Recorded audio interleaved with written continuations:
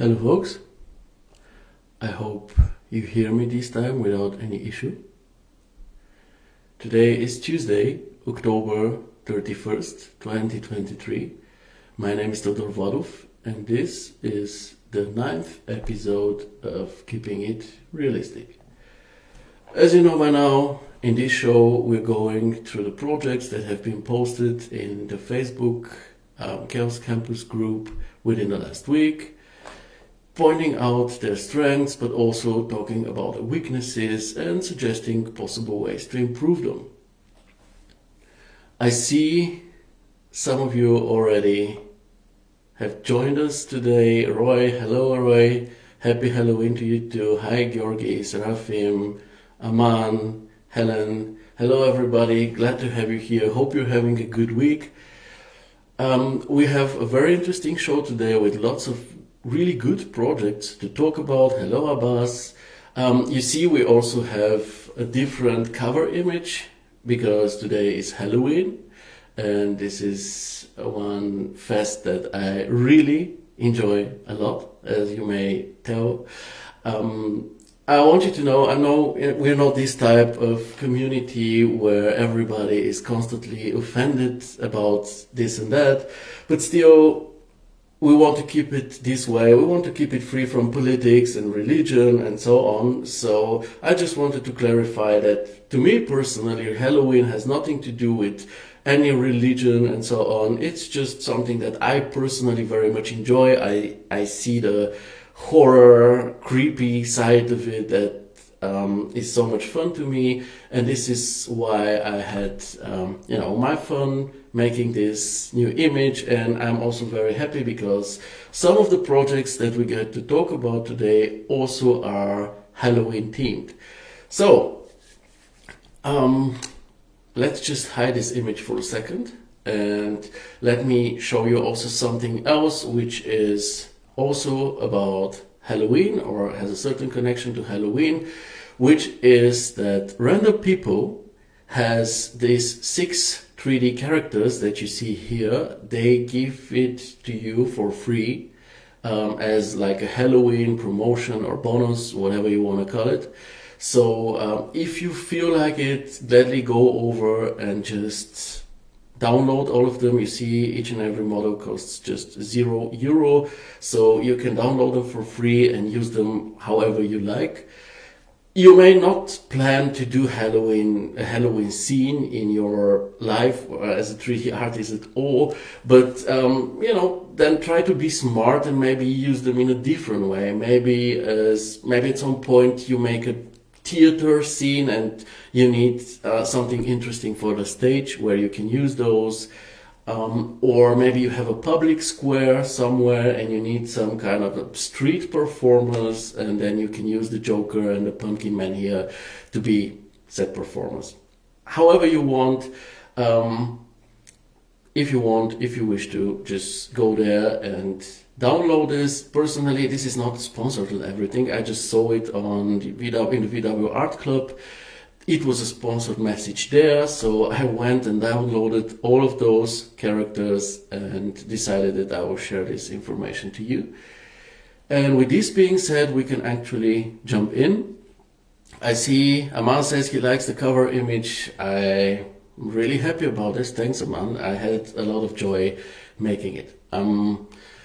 Now, just give me a thumbs up if you hear me without any noise and without any issues, because last time we had this issue. I still cannot figure out where this came from, but again, this is not so important as long as you can hear me now.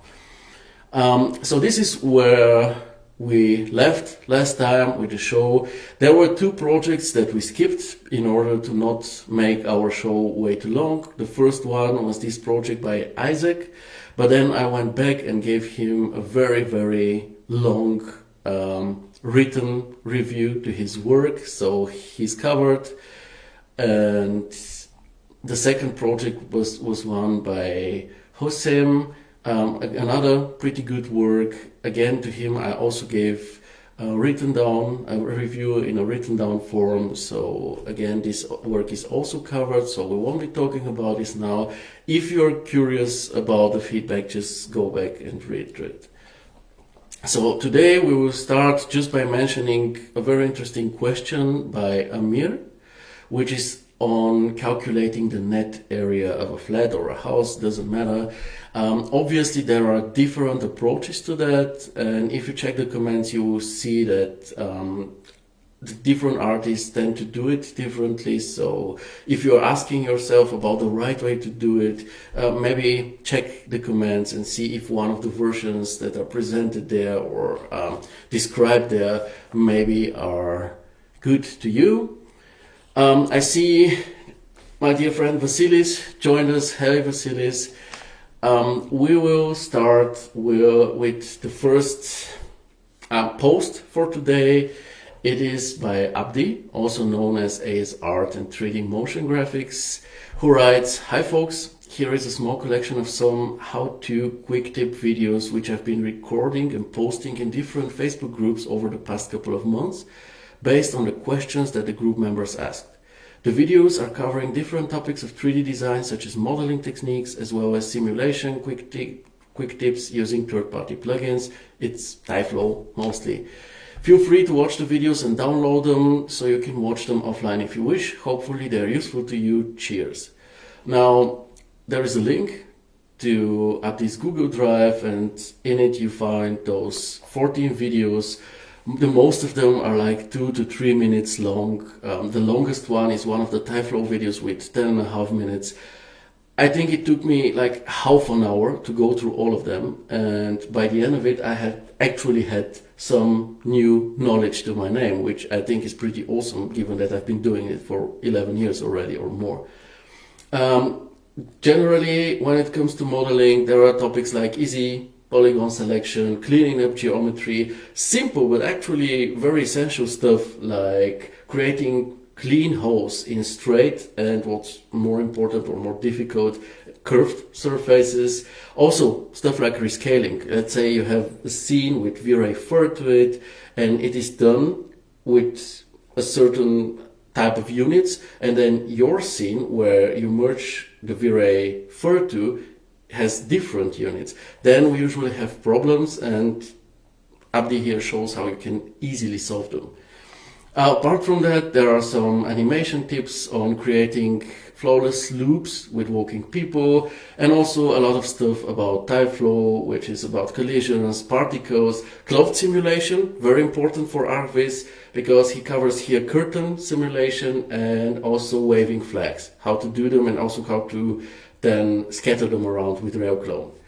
And even some scattering done in Tyflow. So everything I found to be very useful, and I personally am very thankful to Abdi for sharing this with us. And to you, Abdi, just a wish on my side, not a complaint, absolutely not, just something that would be nice to have, is if in future you would also be talking, because we sometimes talk on Skype. I know you have an awesome deep voice, so it would be pretty cool if you would describe some of the things. The videos here don't need it, each one of them, including the ones for Tyflow, and I'm absolutely no expert in Tyflow, absolute newbie with it.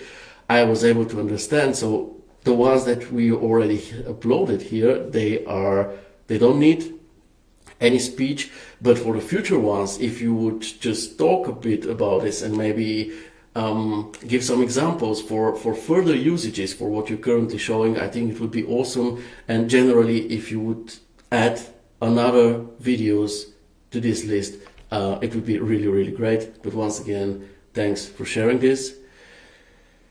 Oh, Abdi, I see you joined us. So yeah, glad that you was able to hear it. My mom joined as well. This is awesome. We continue with Alex and his copy-paste script from Max. He says, "I would like to offer you my new free Max script which helps copy objects from one file to another without the need to relink paths. The Max script works with V-Ray, Corona and F-Storm. It has been tested on 3ds Max 22 and 24, and then there is a link where you can download the plugin. Personally, I was curious as to how this plugin done by Alex is any different to the Copy 2 plugin that I personally have been using for years now. So I asked him exactly that, and this is what he answered. He said, the old copy-paste script couldn't copy associated assets like textures, IES files and proxies. If you open a 3D file with absolute file paths on your machine and copy it to another file, it works fine. However, if you open a library file from Evermotion, 3D Sky, whatever, with non-local absolute paths and try to copy it, it won't work.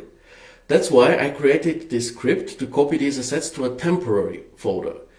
This ensures that the assets are always recognized. They reside in the temporary folder and can be deleted after the project is completed.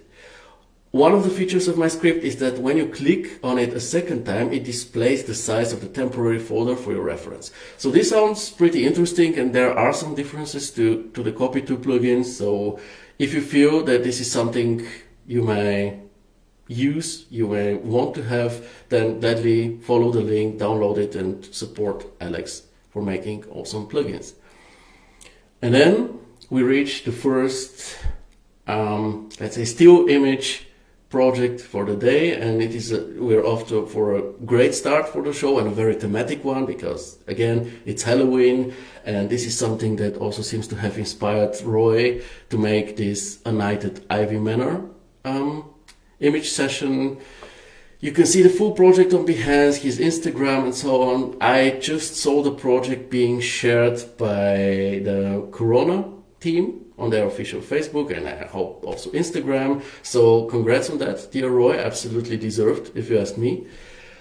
Presentation wise, I will go to the same topics as I go every time, but maybe not talk so much about modeling and so on, just, you know, be a bit more quicker, because this is obviously one really cool work.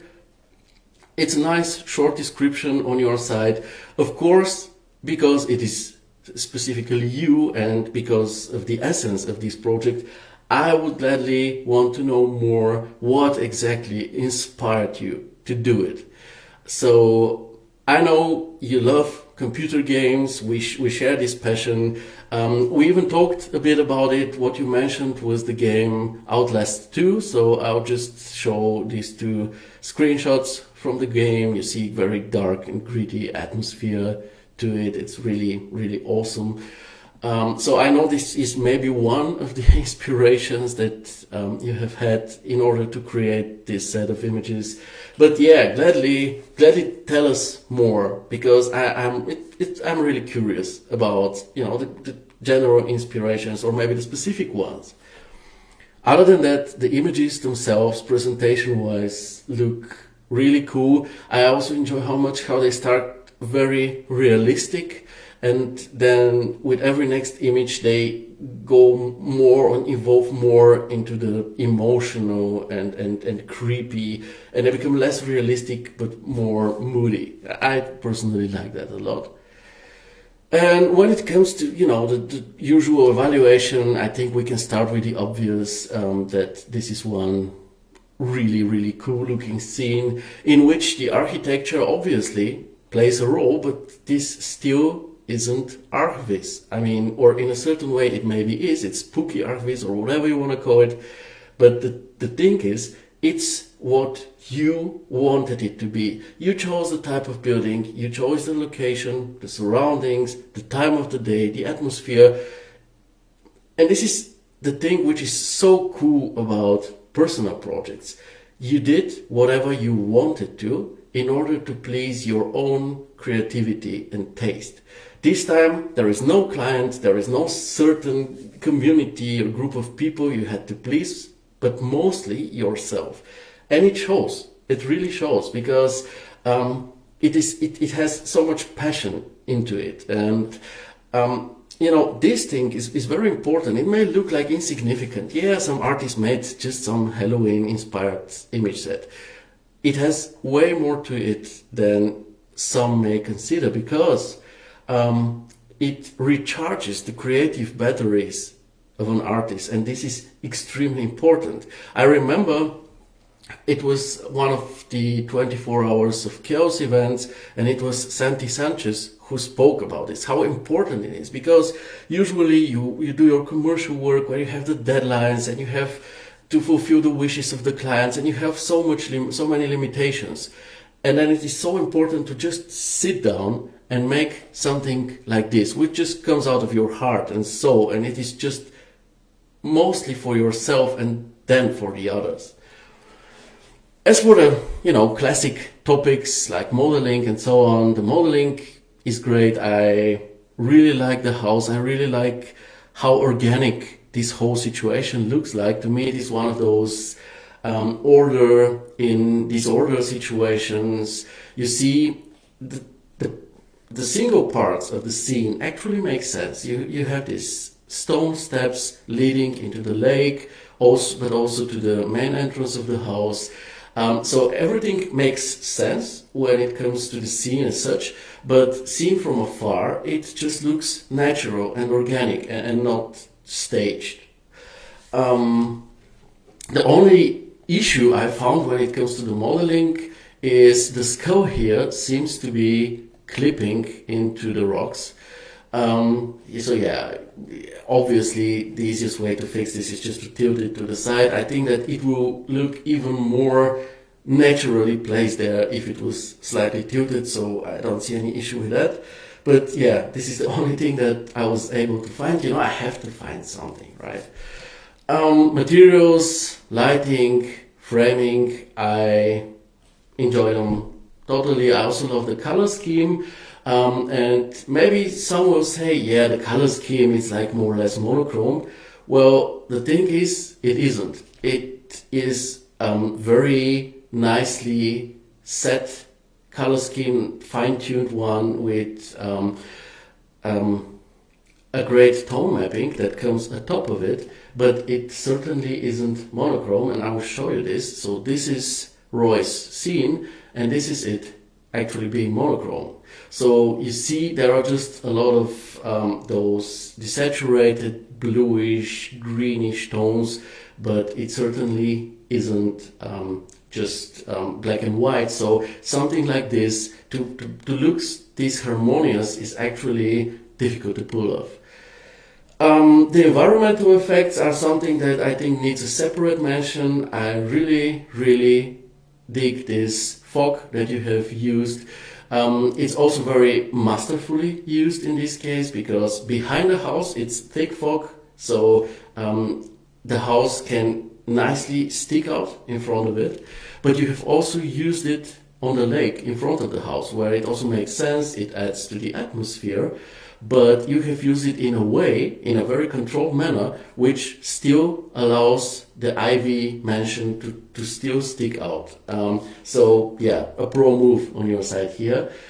As for the effects, let's start with the first image. There seems to be no effect to it, like, okay, here towards the edges a bit, but mostly it looks just like a photorealistic rendering to me. On the second one, there are some additional, scratches and more dirt around the edges and so on. Well, obviously, this is a matter of taste. This is very subjective. Personally, on this shot, I don't need it. For me, in order for this to resemble an old photograph, it is kind of too crisp, too contrasty, the image itself. Other than that, I have nothing against such effects. I personally enjoy them a lot. On this one, you seem to have mostly used film grain, and I think it adds another layer of atmosphere and mood to the scene. So obviously it would have been a pretty cool close-up even without it, but with it, it just goes more into this creepy, spooky direction, which is awesome.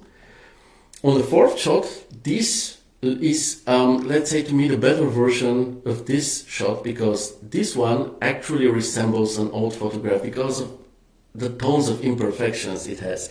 So, it has the scratches, it has the dirt on it, it looks as if it has been folded here even. Also, there is this, I don't know if it's probably depth of field, but it almost looks like motion blur, which again is something which is typical for photos done with older cameras that now will be old and look vintage, like this one.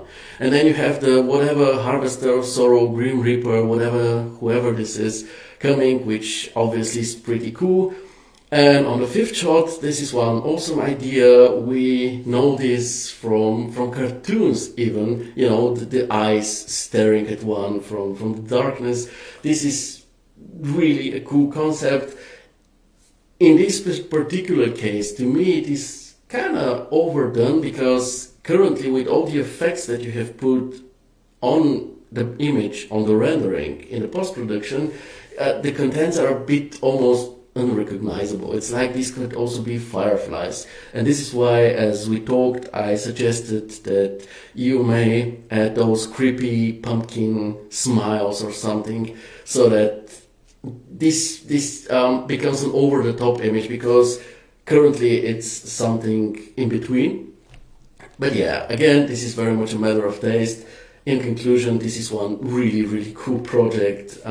It's visible that you had a lot of fun with it, and I really hope it is as motivational to the others watching this, and to everybody who will see this project, as it is to me, because after seeing this, I really got the feeling that I also need to do something which is just for my soul and just for my heart and for me as an artist, and not something that I try to please clients or other artists with. So, well, great stuff.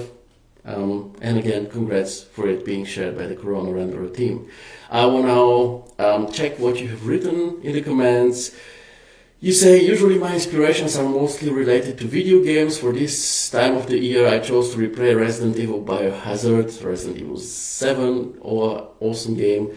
And I was like, wait a minute, why not create something spookier and scarier based of the family house in Resident Evil 7. I wanted to create a nice story and just challenge myself in creating something new, because I haven't seen something that is horror in the Archivist world apart from a few ones.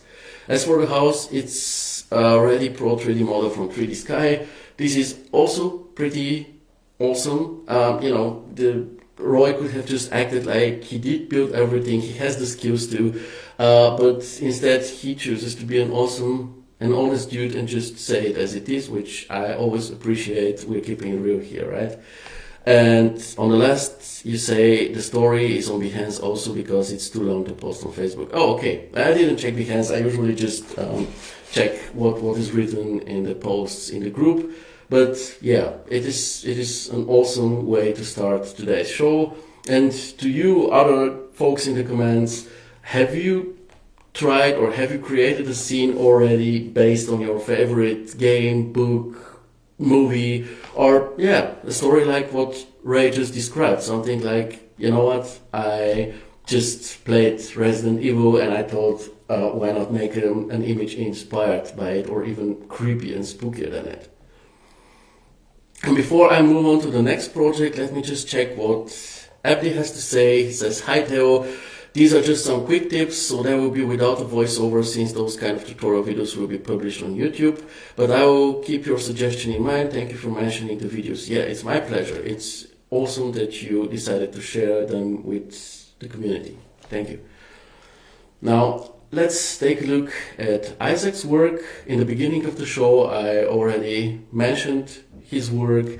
We won't get back to it, but I'll quickly show it to you. So this is how his images used to look, or how the previous state of these projects looked like. So there was this sunny image with really bold shadows and really strong sun. I really like this one. I think I love the contrast of it.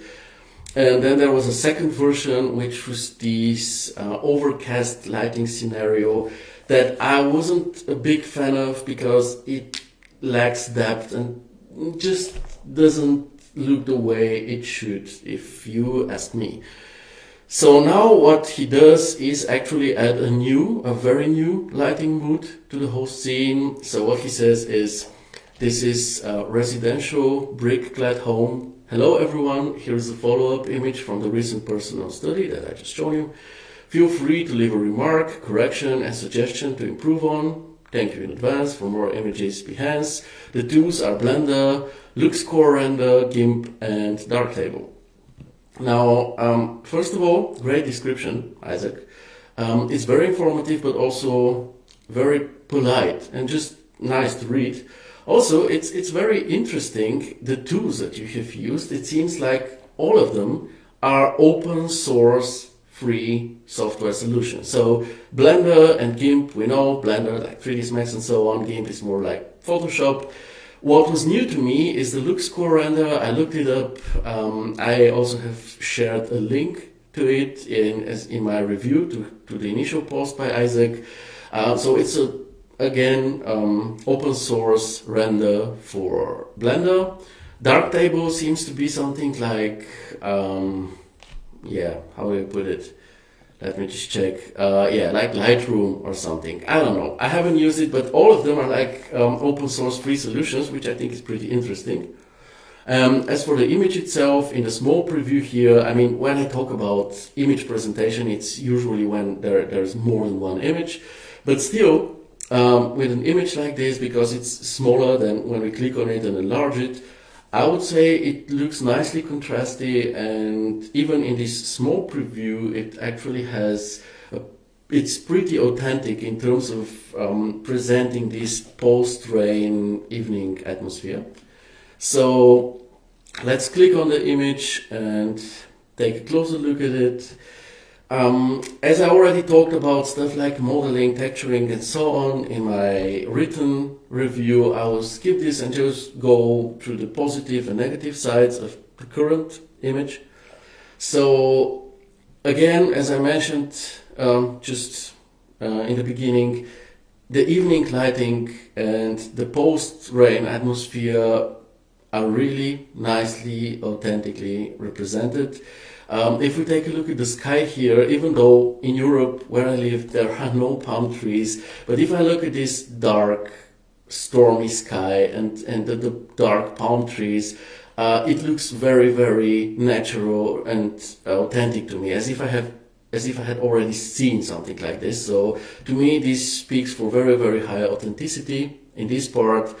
When it comes to the street, again, you have made something pretty cool. So there are those dried out lanes on the wet street. This usually happens when some cars that come from areas where it didn't rain drive through the road where everything is wet, and they always drive on the same lane, and with time they start drying out the asphalt. So something like this happens, and it is nice, and a really nice detail on your side.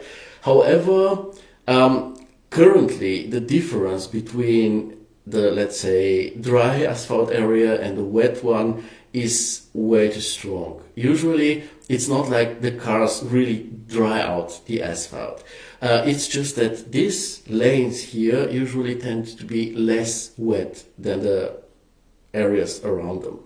So you have two options here: either make the whole street less wet and then leave the lanes here as they are, or just make them a bit more wet, but not as wet as everything around, so that you can still have the nice reflections here. Because what you did here with the reflections is really pretty awesome.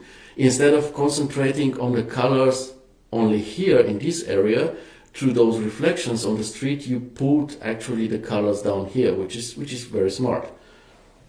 I also very much like how you have lit up the building with warm colors, so that it makes this very nice and solid, strong color contrast to the coldish global illumination around. On the negative side, I still find the foreground suboptimal. First of all, the curbs. The curbs shouldn't be higher as the surface level of the walkway or the sidewalk, because this is a trip hazard, and you don't really want to have a trip hazard next to a street with cars on it, right? Second, this sidewalk is completely dry. Now the street is very wet and the sidewalk is dry. This doesn't really make sense. So this sidewalk should also be wet in a certain way. And it's also too clean. Like usually, even in the cleanest living quarter out there, when you have some plants around and trees as you have in the corners, the rain will take down some leaves. And it's absolutely normal to have some scattered leaves here, which I really recommend you to do. And when it comes to scattering, I will also recommend you to scatter some stuff on the balcony. Maybe because of the architecture, this building to me very much looks like, I don't know, like a motel or something. But you say that it is a residential home. You have also placed this small, goals here for the kids to play, which is an awesome small subtle element of storytelling. But on the balcony there is nothing. And usually where people live and they have a balcony, especially one which is covered by a ceiling, people usually have some plants there or some patio furniture or something like this. So maybe consider scattering stuff like this there. And yeah, regarding the facade lighting, I'm not a huge fan of those very pronounced light cones that you see here. They are too bold and look kind of fake. My suggestion in this case is to use an IES profile that just looks better than what you currently have.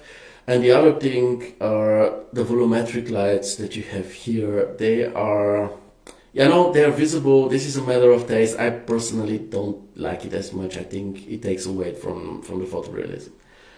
But in conclusion, it is first of all great to see you experiment with vastly different lighting modes, because if we take a look at the previous two ones, we had the overcast day lighting, we have the very strong sun, both sunny and shadowy shot, and now we have a late evening shot after a rain. So you are obviously not just exchanging the HDRI in the background, but you're changing the whole mood. And this is an essential exercise and essential knowledge for an artist, so please keep it up. Maybe try some interesting and more exciting angles than just a straight central perspective, and add a bit more details here and there, scatter some leaves, and then you're set. This is one pretty cool exercise. And then we can move on to Bilal's work. You remember Bilal from last time, his carpet work, which made us, or at least me, think about carpets more before, simply adding them to a scene and calling it a day. Now he's back with his new work, this simple minimalist bedroom. What he has to say about it is my new work. Put your thoughts in the comments. I will start with a negative thought, Bilal. And the reason for this is that your project description simply is too scarce. There is no project type. I don't know if this is a commercial work or a personal exercise. There is no background info why this whole image came to life. No clear software combination used, because in your hashtags you have Max, okay, this is okay, but then you have Vera and Corona, and I really doubt that you simultaneously rendered the scene in both render engines. Talking about those presentations, you see this is a topic which is kind of important to me. And this comes from my years of studying architecture, because, I have discussed this topic with a lot of artists over the years when it comes to artifice or to visualization in general. And a lot of people say, well, a good image should speak for itself and doesn't need any text description to it, which with the first part of this sentence, I very much agree with. A good image should speak for itself. On the other hand, however, I still think that it needs some textual description so that we get the context, so that we understand what the whole image is about. Because let's say I love this image, it looks awesome to me, I really like it, but your actual goal was to visualize, let's say, this window frame, this terrace door frame. Then your project actually is a bad one, even though the image looks good. And this is why it is so important to explain your work, especially in an educational community like this. And also, I wanted to show you this. You see, this is how my all years of studying architecture used to look like. From the very first semester on the Technical University in Constance to the very last semester of the Master Studies on the State Academy of Fine Arts in Stuttgart. It didn't matter. I always had to make plans by the end, a physical model, and as you see, the plans always used to contain a text block or text blocks, as in this case somewhere. Despite all the graphics, despite all the pictograms, despite all of the visual explanations, there was always text. Just because even though a project is nicely done, even though it even could be considered self-explanatory, it is always better to put down your idea and your project background, to describe it to people so that they can just better understand the whole context of your work. So this is why I talk so much about presentation and the textual description of your projects, and this is why it is so important to me. Now let's continue. When it comes to the image itself, it is pretty nice. It's simple, but I would call it pretty relatable. It's not over the top. It's also not like too catalog-like. I also like the minimalistic authenticity that it has to it. I see Roy says something about my rant on text descriptions. He says better understand and remember the project. This is absolutely true. Yeah. This is just still a part of your work. This is like the finish of your work. You have spent the days, weeks working on it, and then you post it somewhere, and then you just say, yeah, this is my recent work. Bye. It's kind of a pity, right? You can just spend another 2 or 3 minutes to just write 2 or 3 additional sentences and explain your work, and people will better understand it, and probably, as Roy says, remember the project better this way. But yeah, let's take a look at the design of your project. Again, clean, fairly simple, but still looking good. And I think that the main reason for this is that a scene is a sum of its elements, and the elements of this scene look pretty good. The assets are pretty nice. The materials, just take a look at something like this. Just take a look at this floor material. I would really like to know where you got these floor tiles from, because this material looks amazing. So if you would share this info, I'll be very happy. Thanks in advance. But yeah, just take a look at all the imperfections, not only on the tiles, but also on the grout and everything. It just looks awesome. And this is the reason, or this is a thing, that if you have a more simple scene, but you do everything about it right, it can still be an impressive one. Yeah, Roy also says he digs the bedroom. I do as well. I actually like it a lot, even though one sees it and thinks, oh, okay, this just somebody put like 3 assets together in a simple boxy room and that was it, but it is still a good one. So I'm very happy to read your opinion, Roy, because it seems like we very much agree on this topic here. Now, I have a question about this thing in the corner. My assumption is that this is one of those Bang & Olufsen $2,500 costing speakers, which is actually a pretty cool thing to add to your interiors. If this is it, this is pretty cool, because first of all, it is pretty subtle. It is big but subtle. It's like a chair, but it's not even a chair.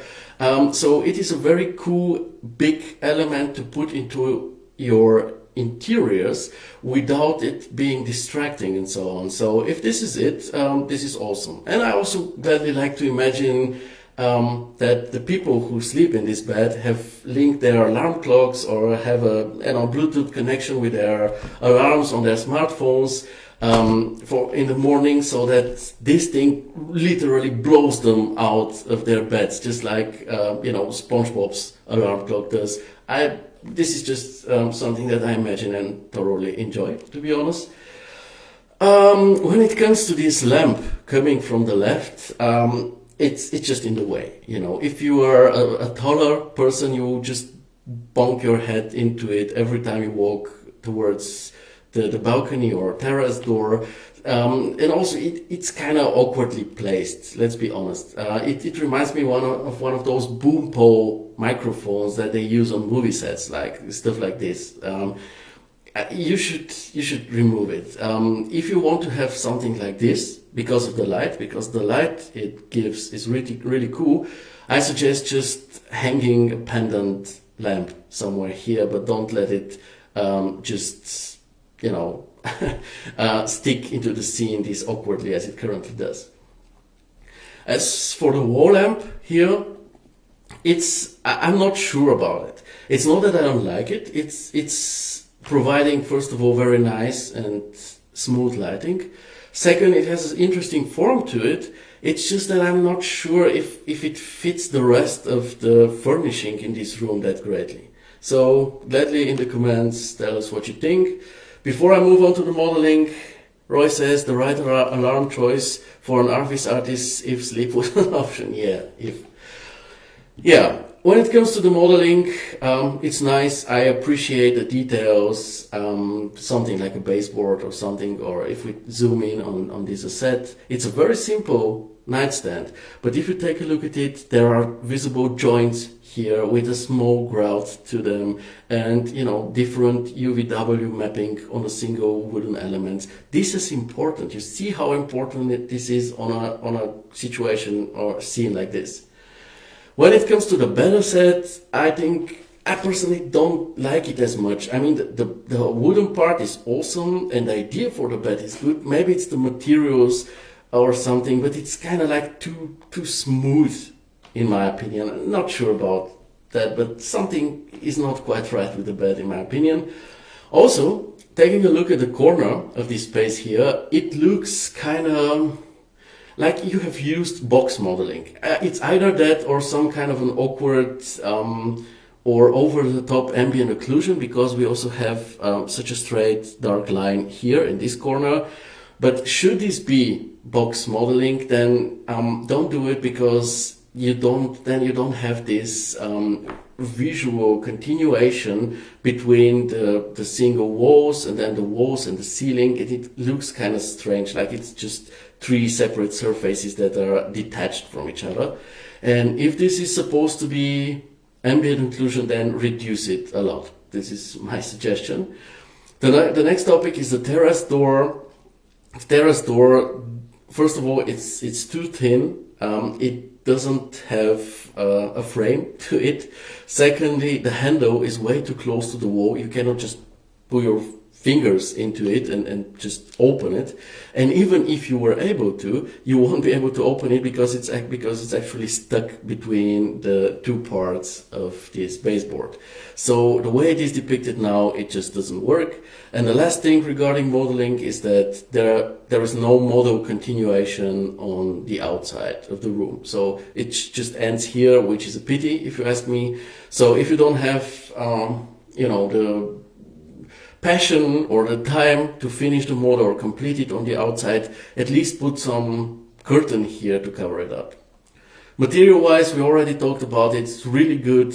Please share this floor material for everybody to know, because it's really cool. The carpet is also a very cool one as well. I really liked it a lot. So it seems like carpets are really important to you and you know how to use them. The lighting, another thing that you have pulled off really very nicely, because it is soft and smooth and soothing. And this is a bedroom. This is where people go to wind down from the day, to chill, to relax.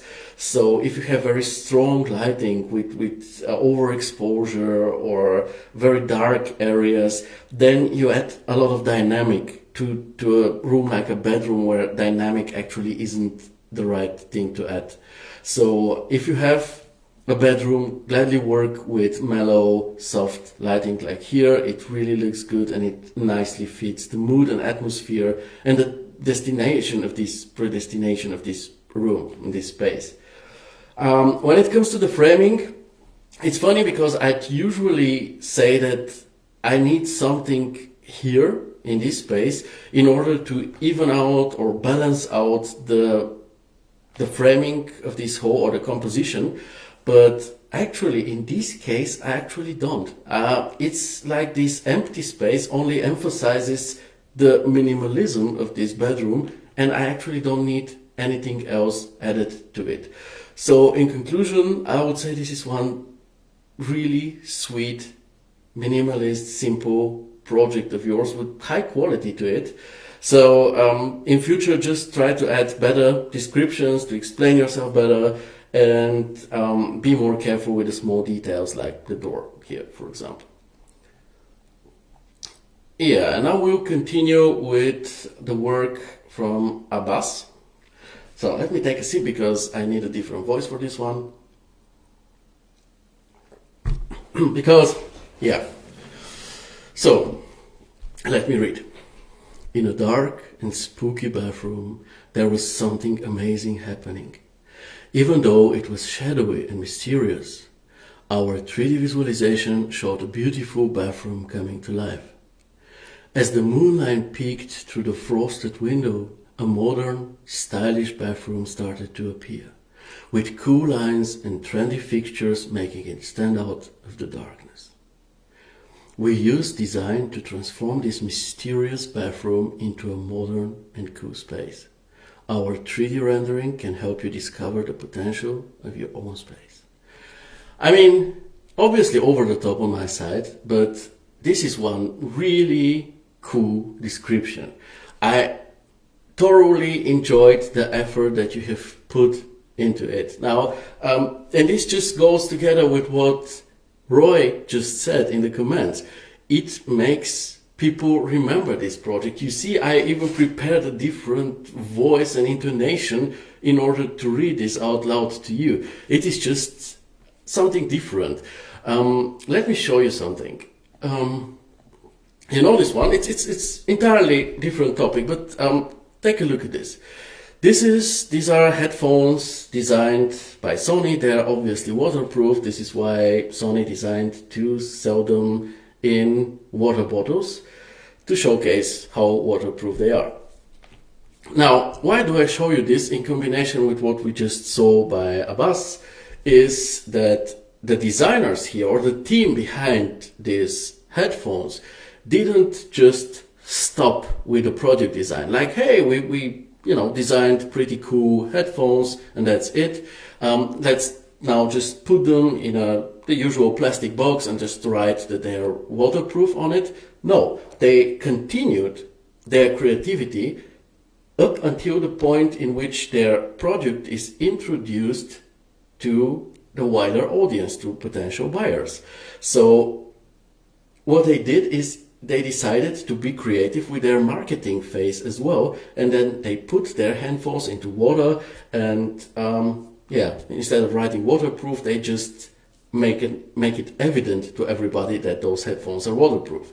So this is more or less the same what Abbas did here. He didn't stop at just creating this image, putting it into this group, uploading it here, and then saying this is my latest project, and then calling it a day. No, he continued, same as the Sony marketing or the whole designer team did back then.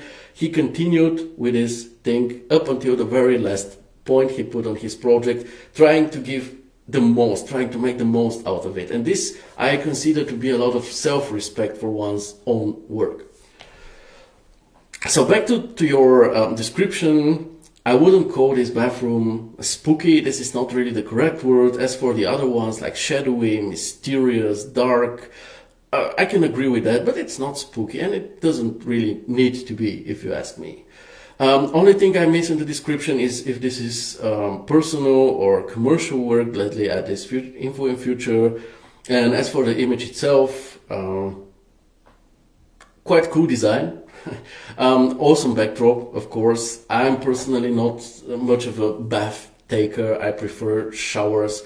But honestly, if I had a bathtub like this with a view like this, I would actually take baths occasionally. I would really reconsider my position.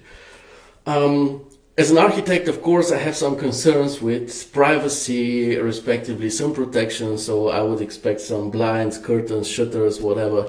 But this is a nitpick on the architectural side, and probably not something that a lot of people will talk about. When it comes to the modeling, it looks pretty fine. Seems like you have modeled the background as well, which is pretty cool, especially if you plan to play around with different moods, with different lighting scenarios. Then it is way better if your background actually reacts to it actively. Material wise, everything looks good as well. I mean, maybe some of the textures look a bit flat, but apart from that, they fit together nicely. Only thing I will ask you to do is to equalize your greens more, because you see, if you take a look on the outside, it's like the outside greens are more like coldish green, and the inside one, it's more on the warm side, even in the areas where it's not lit up by this warm light, like here, you see they're quite different, which makes for not such a great harmony. So if you want to achieve a more harmonious image, try to match this interior plant, the green on its leaves, to the green of the plants on the outside. Effects wise, I find this distance fog pretty cool, if it is rendered at all, because this could also be an image for what I know, but let's say it is rendered, it looks pretty cool. I just think that you can add a bit more fog to the trees in the foreground here, which would actually make the whole scene more mysterious and maybe even a bit spooky as you describe it up here. The lighting is very nice, it works. Of course, one can say that this scene is a bit underexposed, but I think this is the attention in this case. You have a pretty clear eye catcher when it comes to lighting and composition, and this is the bathtub. So this could actually be an advertisement for a bathtub, but there is nothing wrong with that, to be honest. Framing is good, nice, classic central perspective, not much to add. And in summary, this is just one cool project, Abbas, and one wonderful description. As the next, we have the second 30-second tutorial by Konstantinos from Mesh Mastery. This time it's on how to make a pillow using the cloth simulation in Max. It's a really simple thing to do. If you take a look at these 30 seconds, you will know how it's done. Really, really nice and simple. But it gives a pretty neat final result. And generally speaking, I also think this is a cool way to promote your course. Because of course, surely you can just come into the group and just write, yeah, we have this course here, but then we will probably even remove the post because it will be against the group rules, or I'll at least skip it during the show. But what you do here is actually a win-win situation, because yeah, you obviously promote your course, you show that you have the skills to teach other students, which is how it should be. But even the people who are not interested in your course can even profit from that. So even an education community like ours profits from these 30-second videos of yours and tutorials. So big thanks for that, dear Konstantinos, and good luck with Mesh Mastery Con. And then we move to Serafim. Let's see what he has to say. He says, hello, I share another study work here. I tried to apply the tips left at the last event. I think by last event he means the last show. This time I used more references, a color palette to achieve the result. I modeled some furniture, changed the textures of all the furniture with the exception of the carpet, and this was the result I achieved. Hope you like it. The software is 3ds Max, Corona and Photoshop. First of all, super description. It is really nicely put together. It mentions all the important info, a lot of project background. The image presentation is great as well. We have nicely varied angles and an absolute consistency between all the images, which is great to see. And I gotta admit, before I dive into design, modeling and so on, I gotta admit that your progress makes me truly happy. Because it has just been 3 shows since I started talking about your work. And let me open this image and let me show your very first project that you shared with us and we talked about 2 shows ago. This is what it looked like. So poor lighting, flat looks because of it, no real depth or contrast, muddy color palette. So there was a lot of issues with your work, but it seems like all the feedback that you have gotten, you have actually very much listened to. And now let's take a look at how your work currently looks like. And if you see this direct comparison, you will easily tell why this makes me so happy. But let's take a closer look. So what we have is the central perspective of this living room, followed by a close-up on this photo wall, then a close-up on one of the chairs in the living room, a shot towards the sofa corner or sofa situation, and then an interesting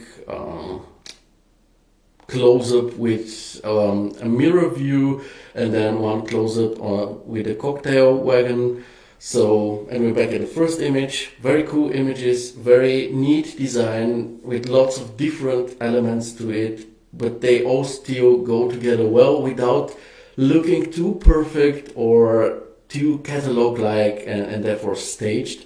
Because, you know, this is a big space, so obviously part of a bigger apartment or a house where usually more than one person lives, and where you have more people living together, they have their stuff, they put it together, and then it is normal that there is a lot of stuff lying around, and you managed to capture this feeling, this lived-in feeling, without making a messy room or a one that feels cluttered. It just feels lived in, and this is really, really great when it comes to design. Also, on your last project, and this is this one for everybody to see, I actually said that it was way better because you had a way cleaner color scheme and so on, but by the end of my review I told you that it's not complex enough, in my opinion, to actually gain the attention of potential clients. So it seems like you listened to that as well, because now you have a scene with really cool, nice complexity to it. When it comes to the modeling, it's looking good as well. It is more sophisticated than on your previous two projects. There are like nice moldings, lots of assets used in the right way and generally looking good. Lots of detail, again, achieving this lived-in feeling, which is very essential for a space like this, if you ask me. The materials, it is first of all great what you mentioned in your description, that you rework them, or it shows in your final result, because you have this very harmonious look to your living room. I like how, let's say, your highlight colors are not perfectly matched. So you have that Bordeaux red on the pillows here, then you have the cognac brown on the chairs, and then let's say the sunset orange and the Labrador orange on the photos on the wall here. So they're like different nuances of your highlight main color, and I think this looks cool and less staged this way, because people usually don't have just the same color at their homes. Then it looks more like those catalog images that on the one side look quite good, but on the other, to me personally, feel kind of fake. And I can also tell you that by the end of my personal works, I have also manipulated almost every material in my scenes in one way or the other.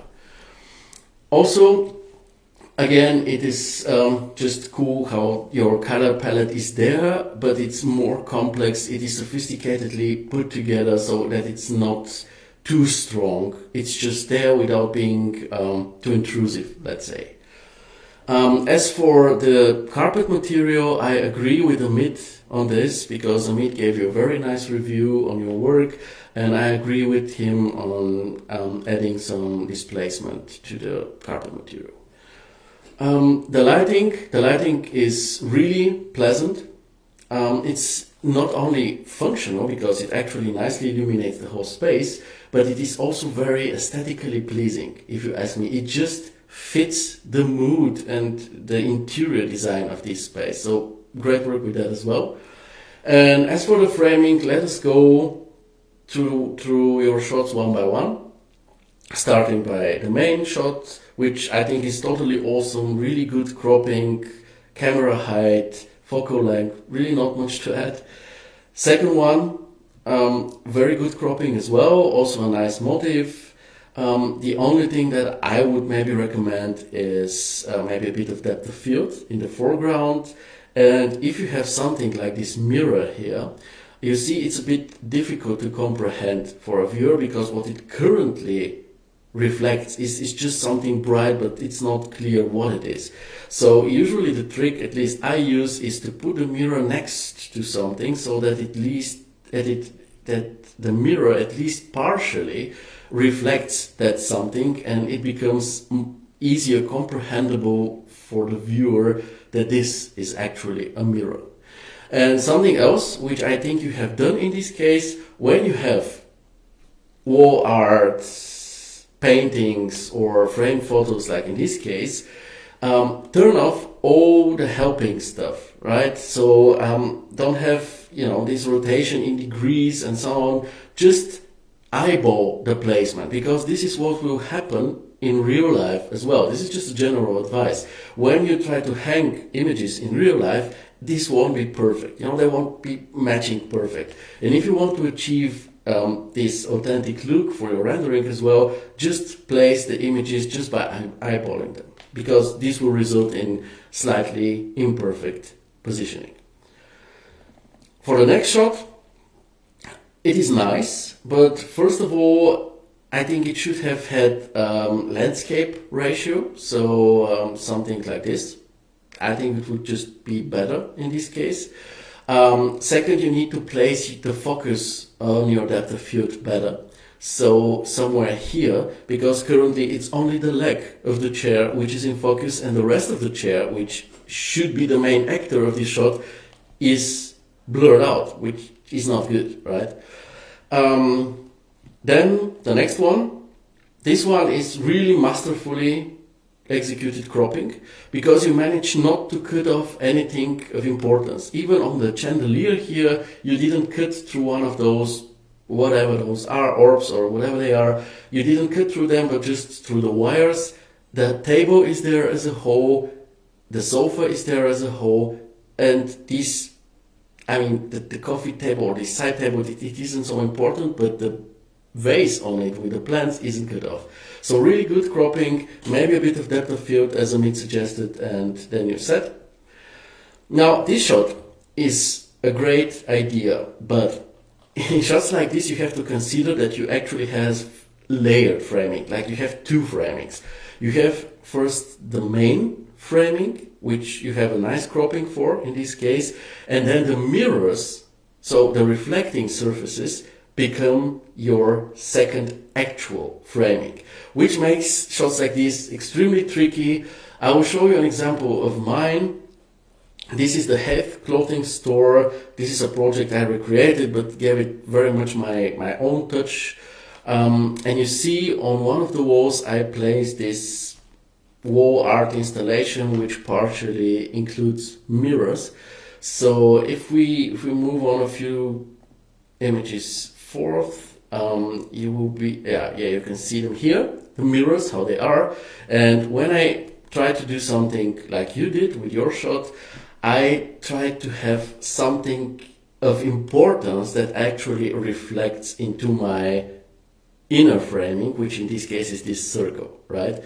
So think about it like this, and maybe move the camera until you have a better, more meaningful reflection.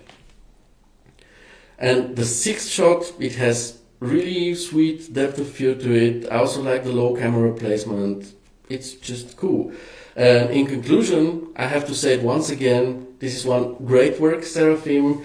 It seems really like you're carefully listening to the feedback provided to you during the show and then actually implementing it. This attitude of yours, combined with your dedication for improving your hard work, maybe some tutorials you make or courses you visit, doesn't matter, and the feedback you get from this show already pay off, and this is visible here. I even saw this project in the VW Art Club, and I know that not every project, like a lot of projects, don't get allowed into this group, so they really need to have a high quality level to be allowed into it. So having your project be into it is already a compliment.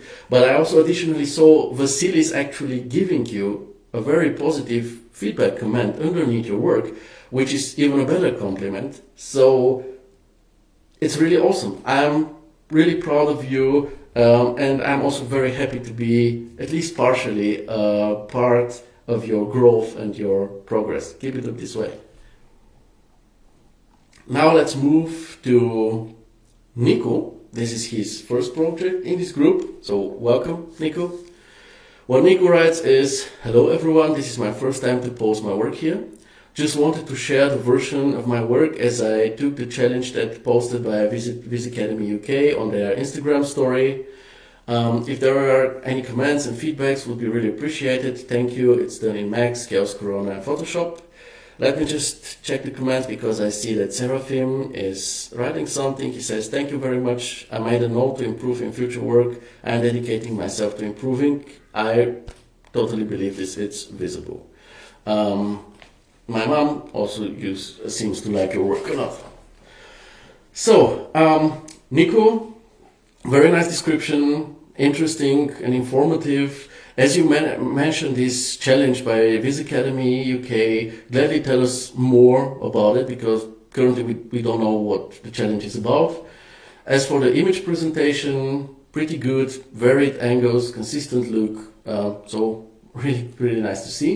Let's take a closer look at the design. We have this bathroom with obviously very interesting and unusual lighting.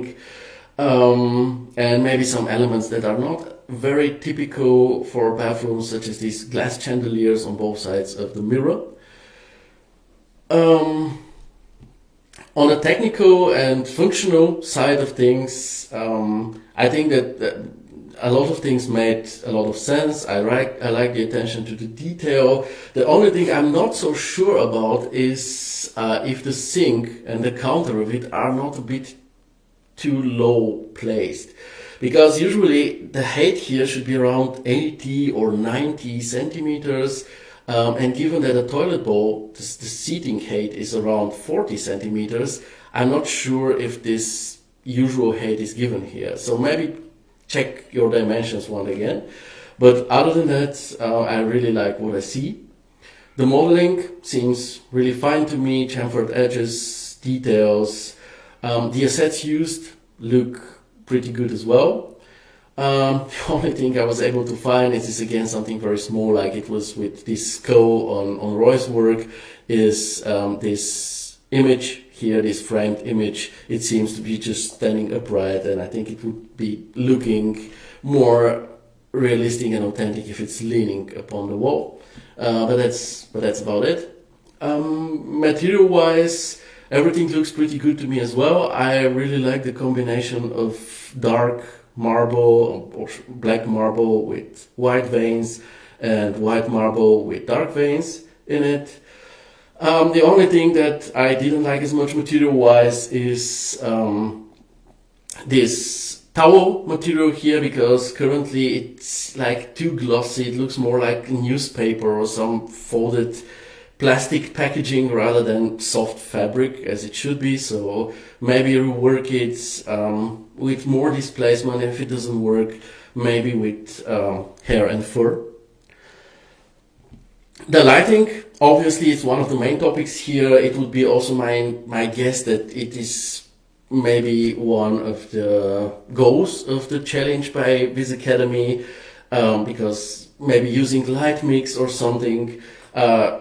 I mean, what I can say about the lighting is that without it, with, let's say, just straight ahead neutral or warm lighting, it would be more or less a fairly common casual bathroom and a fairly common image. But with this lighting colors, it actually suddenly turns more into the restroom of a bar or a restaurant, which only comes to show how big the power of lighting actually is. And this effect is of course enhanced by the volumetric lighting we have on the ceiling spots. So the lighting here obviously is a very interesting topic. If one likes the combination or not is a matter of taste. We have red and green, complementary colors, they go together well, but again, it's a matter of taste.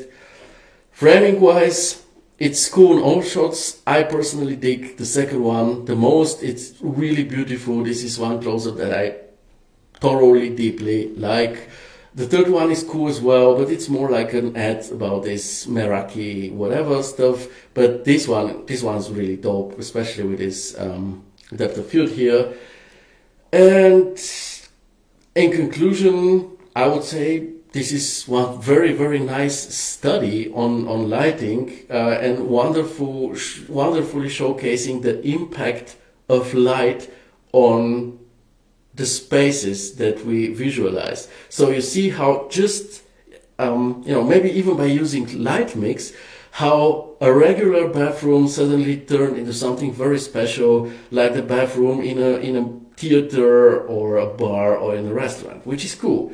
And to you folks in the comments, if you are still not asleep, do you actually use light mix, and do you get wild with it after, let's say, you have used light mix in order to deliver your client's scene, and then you try just playing around with the colors and achieving something like Nico did here? If so, then let me know. And in the meantime, I will continue with Hikmet's work. What he says is, hello everyone, this is work in progress. Wanted to share my recent study on 3ds Max and Corona. The point of this study is trying to create a more realistic image of basic interior. Main focus is to balance lights, materials, and try to create a mood. If there are any comments and feedbacks, would be really appreciated. This is why I'm posting. Thank you. Great description. Every info needed you've put down, and also we know the goals of your study, which is very important information, especially in a group like this that has a show like this. The image presentation in this case I won't be looking at because it is irrelevant. You are more like asking a question rather than presenting your finished interior design project. When it comes to the design, however, it is pretty sweet, I would say. It is just a cozy living room corner. It's pleasant and it's relatable because, sometimes we have these over-the-top designs which are obviously exciting and cool, but oftentimes they're just so over-the-top that a lot of people cannot relate to them, the artists that visualize them as well. But in this case, we have something that could just be like a modern apartment somewhere in Europe, for example, and everybody will believe it as it is. And also it makes sense as a training ground because it is not a complex scene, but it still looks like one scene that makes sense. So good work with that. Modeling wise, the modeling looks really decent as well. The assets that you have used are pretty good. I just saw 2 or 3 small things. So there is this weird gap in the parquet floor, which is very unexplainable to me because usually there are the 2 ways to make a floor like this is either with a floor generator, which would make something like this possible, but I still cannot understand how it happened, or with a texture where something like this actually shouldn't be happening. So maybe check the issue. Also on the chair set, it is visible here. You see the single polygon, so it definitely needs turbo smooth. And if you take a look at the curtain, the way it hangs here, the geometry of it just looks weird. If I were you, I would try to work with a different curtain geometry. Now, material-wise, actually, most of the materials that you have used look pretty good to me. The floor, the carpet, the fabrics, the wood, the wall. What I don't like as much is the green on the leaves of this plant. It's just too strong, too saturated. It looks like a fake plant. And generally speaking, when we take a look at the greens here, I would say the same as I said to Abbas. Try to equalize your greens more. Try to make them, you can have small nuances, like small hue or gamma variations, but try to match the greens as much as possible so that you have a more harmonious final image. And while we are here, let's take a look at the background. Like the background actually looks, okay, I'll zoom out once so that we get an image back. The background actually looks pretty cool on the angled shot because it's blurry and what we see is just enough to look believable. But on this shot, it doesn't. It looks staged, like you just placed three assets behind the window and called it a day.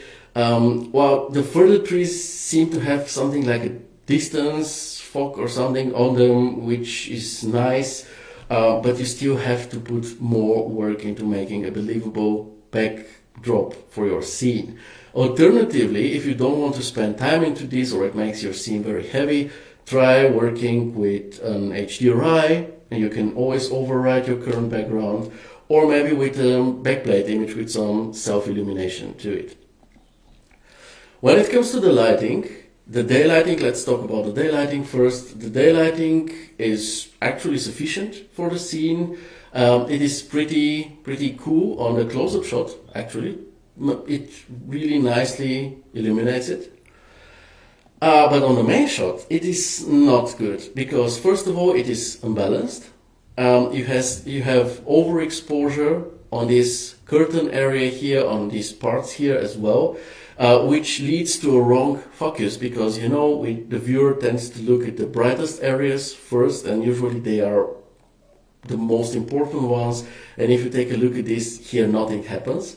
So in order to fix the exposure, use, of course, highlight suppression in your video frame buffer. And as for the wrong focus, I would say play around with your light source. If it is a sun or an HDRI, it doesn't matter. Rotate it as long as needed until you get the light somewhere here maybe, but not on this spot here because it is wrong there when it comes to composition to lighting. When it comes to the evening lighting, it is actually way better. To be honest, generally just better than the day one. It's also more authentic. On the close-up shot, it is very nice. The light itself could be a bit stronger, a bit warmer as well, and you definitely need a light source on the inside of this lamp because otherwise one's got to question themselves where this light is actually coming from. And same holds true for the main scene as well. The main scene is maybe a bit underexposed. Maybe you need a second light somewhere behind the camera, so to the right, something like a fill light, not a strong one, but something that just adds a bit of general illumination to this space. And of course, once you make this light here warmer, you have an even cooler contrast to the cold light streaming from the outside. As for the framing, I like both shots. Actually, the second one, the close-up shot more because of the very sweet depth of field to it.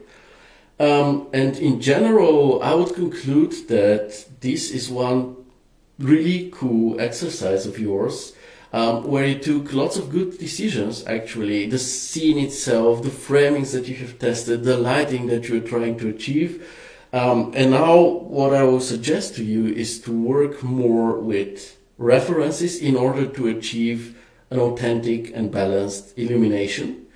And if you want to learn a lot about lighting, especially a certain lighting, then I suggest just trying to recreate a project that has a lighting, an existing project, photography session of it, that has the lighting that you like. Try to recreate it as exact as possible and try to achieve the lighting that is in this project. And while doing so, you will learn so much about achieving a certain type of lighting, and then you will be able to use it flawlessly in your personal exercises or commercial works. Let's move on to a second small tutorial by Konstantinos. This time it is about the substitute modifier in 3ds Max. It's again just 30 seconds showing you how this works. And it is pretty cool because through it you can actually replace some geometry with a different object. Now, if you remember the scene that I showed you in the beginning, in this lemonade, it was actually strawberries and not ice inside, obviously.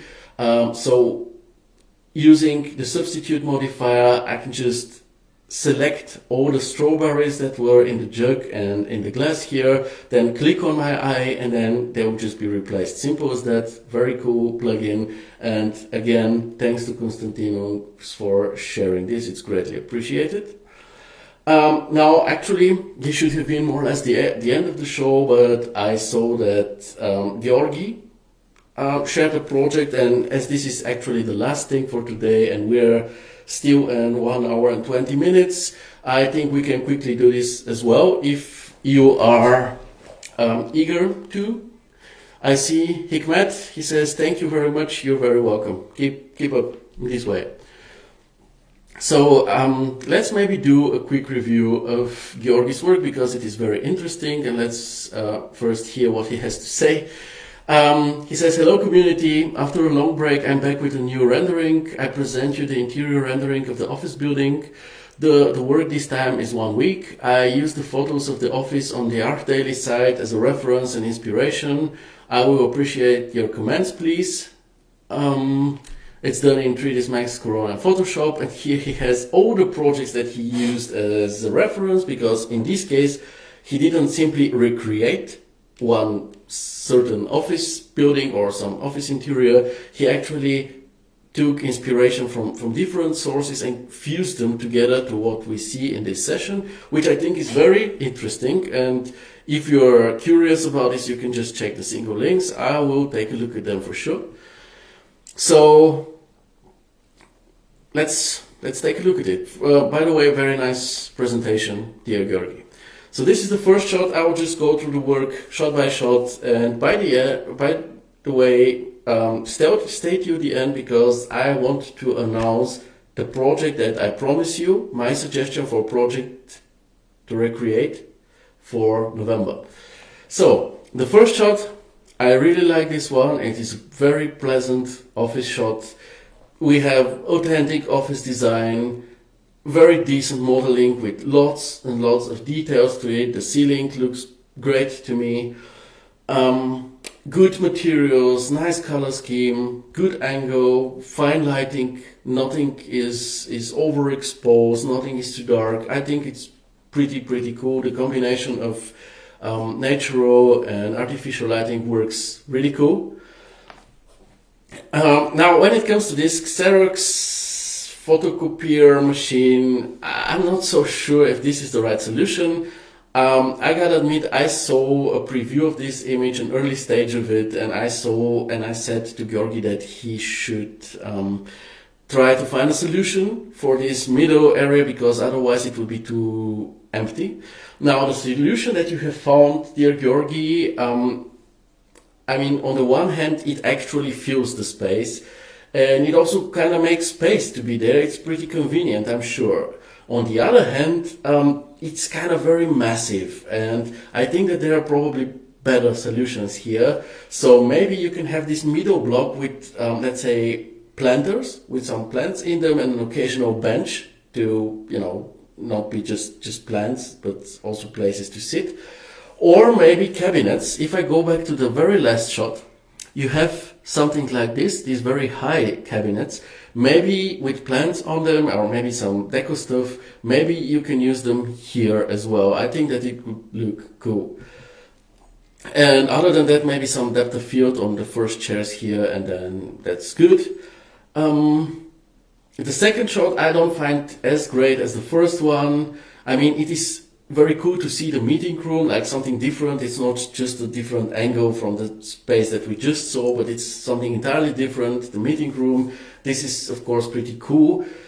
But, I mean, the design here doesn't really make much sense to me in terms of, in technical terms, because usually when you have a meeting room, this is a space that is acoustically separated from the rest.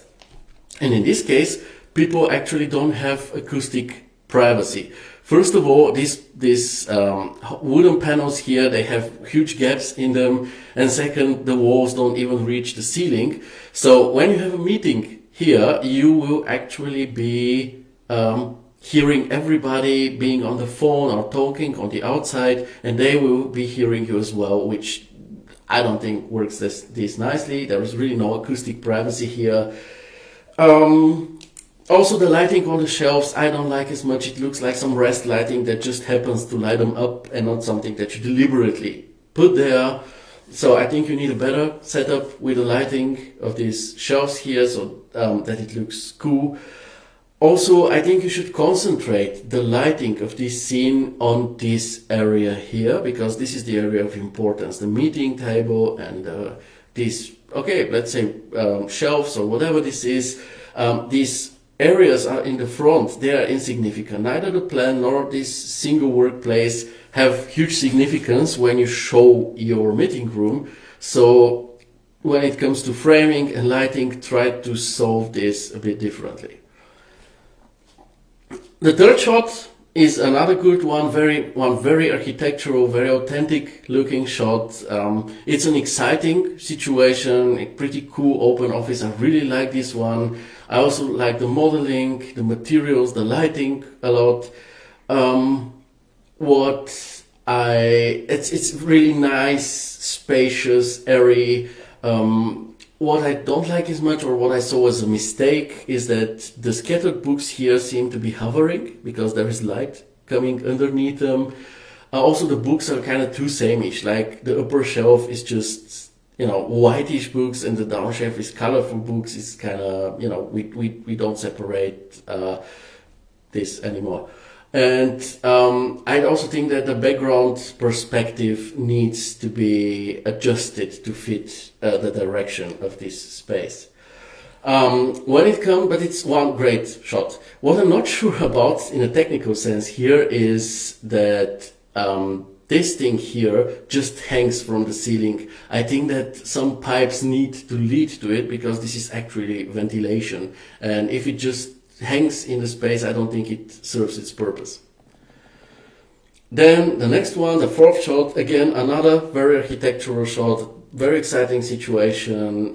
We have cool modeling here as well. What's not so good is that there is some clipping happening here. You should get rid of it, because the structural framework should just be clean, and also those two plants are kind of very strong, very present, and also very sameish. I would look for a better solution for these two, for a substitute maybe.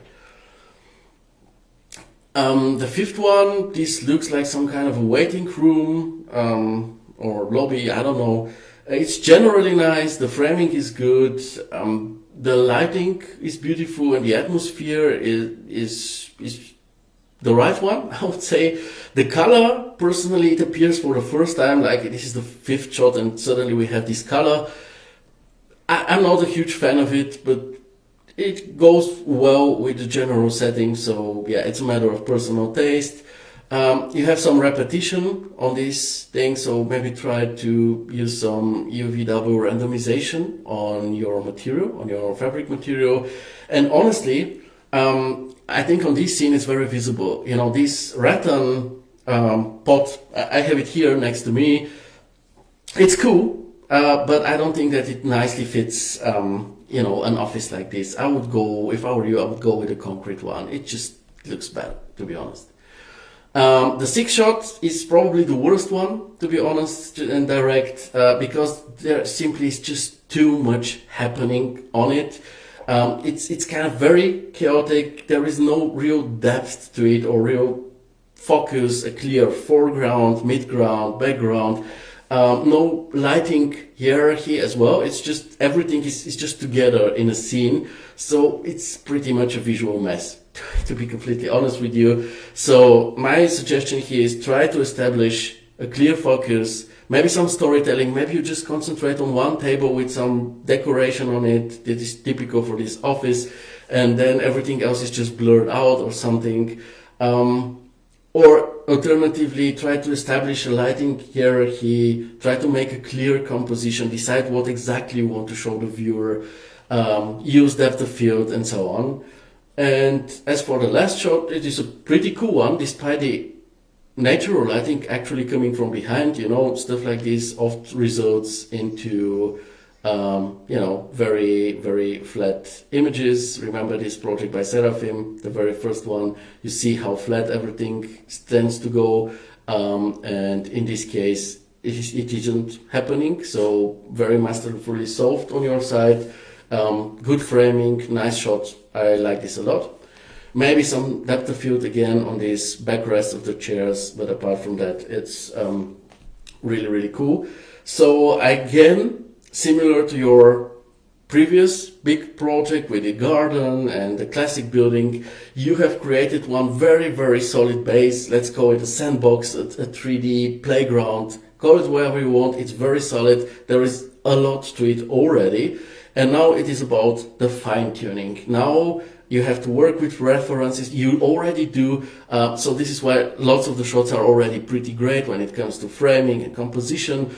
But let's say on a shot like this one, you really need to find a way to make it clearly match the other ones. Because on this one, you can see it's a clean shot.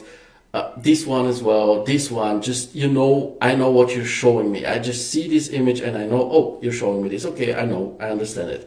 Now it's up to me if I like it or not, but this is subjective. On this one, I don't know what to look at. Is it the tables? Is it the plans? Is it the ceiling? It's just a mess, again. So you should clear such topics.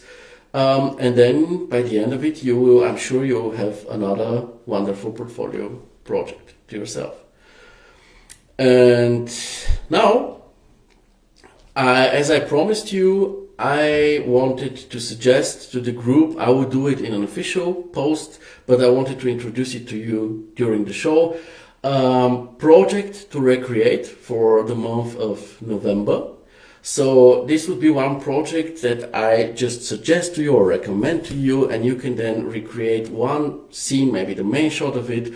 Or if you're more advanced, have more time on your hands, you can try recreating the whole scene, with the goal of this being that you will be helping each other. You can gladly use the show's chat channel, the Keeping It Realistic chat for that, and you can just start recreating the scene that I suggest. And given that those of you who decide to do it will be working on it, you can then discuss. And if somebody doesn't manage to do something to create a certain material or a certain scene or an angle or whatever, you can just communicate with each other and try to help each other so that by the end, everybody has recreated it. There is not an issue. You're not like direct competition, so that if by the end of it, you have this shot or a few shots out of this project in your portfolio and somebody else has them as well, that people will say, what's happening here?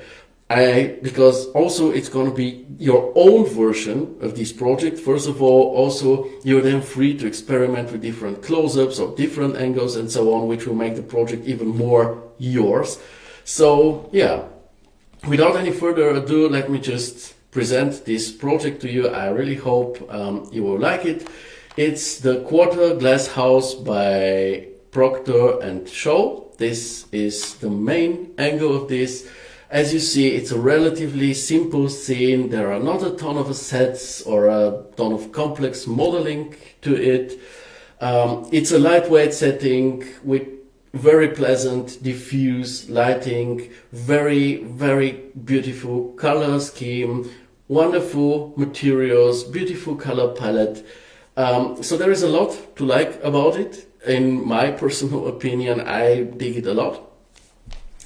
The modeling generally is fairly simple. It's just this one part here, which is more demanding. And this is good, because who says everything just needs to be boxy and simple? There are some parts that are a bit more tricky, and this is good because you also have to train stuff and not just spend a few hours and then have a ready-made image, right? The materials are pretty straightforward, nothing too complex, but they need to be really nicely fine-tuned by the end.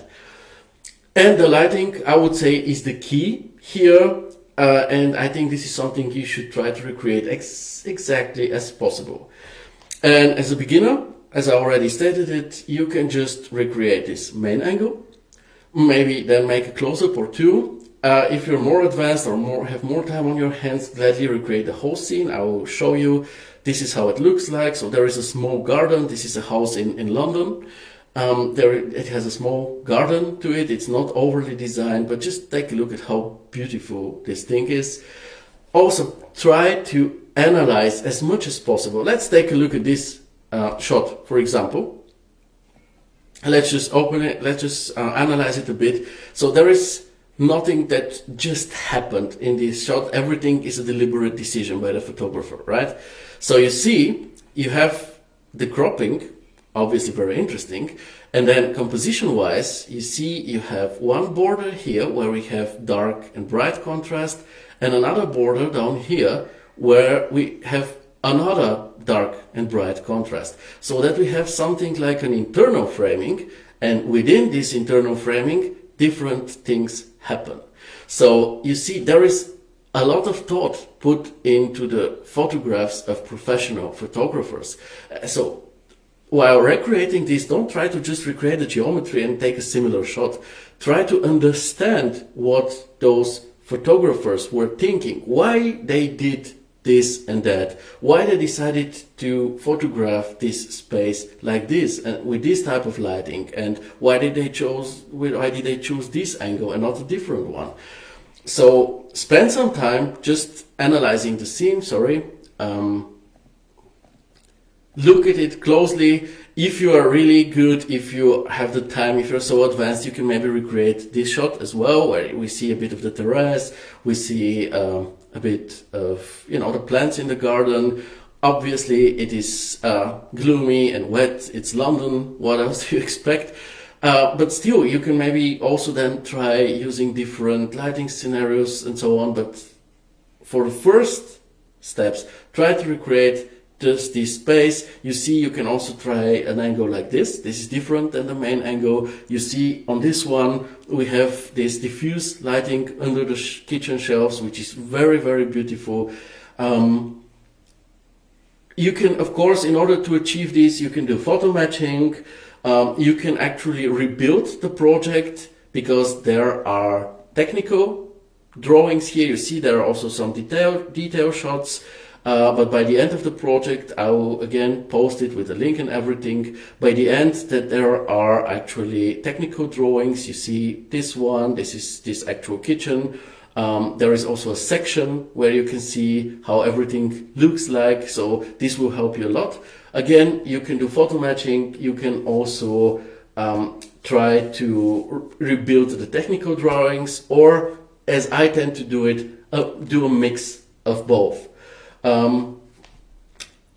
When it comes to the assets used, be smart, try to find solutions. Personally, I always say that from nothing comes nothing. It's German saying, but it is like this. Sometimes you just have to invest in order to get good results. But still, there are ways to get your hands on some cool models for free.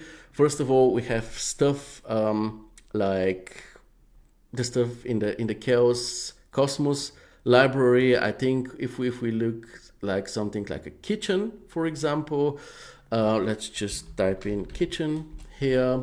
So you see there are already some kitchen utensils and stuff that you can use for your scene for free. It's already integrated in your Corona and V-Ray render engines.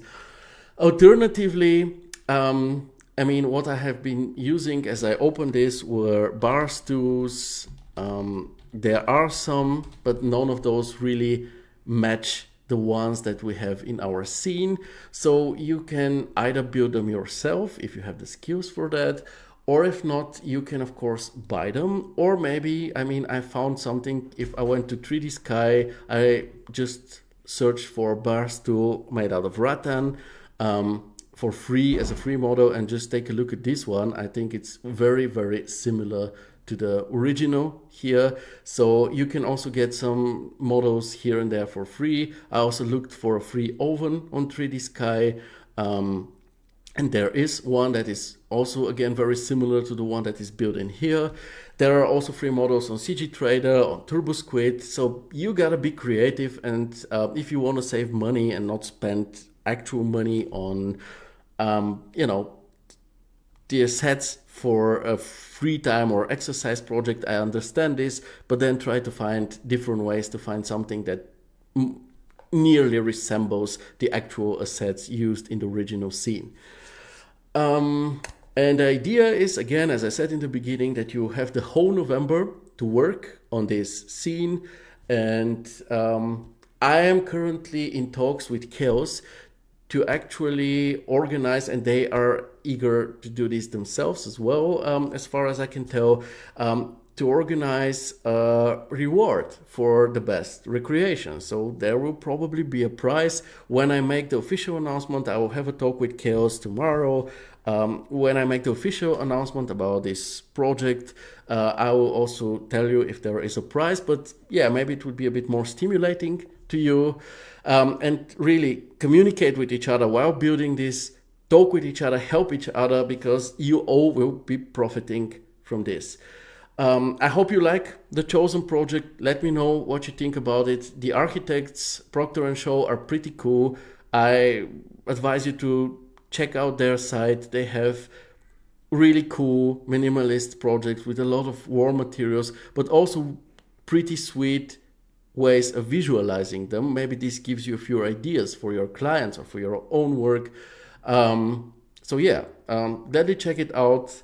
And with this being said, after an hour and 42 minutes, I think it's time to go celebrate some Halloween. So what I'll be doing now, I will go out, I will make a fire in order to grill some stuff and wait for trick-and-treaters to come. And in order to, get into my Halloween mask, I will, actually do this as a final thing in this show. So I will tell you now goodbye and have a good week. And I hope to see you again next week. And let's see if this piece of mask actually still fits my huge head.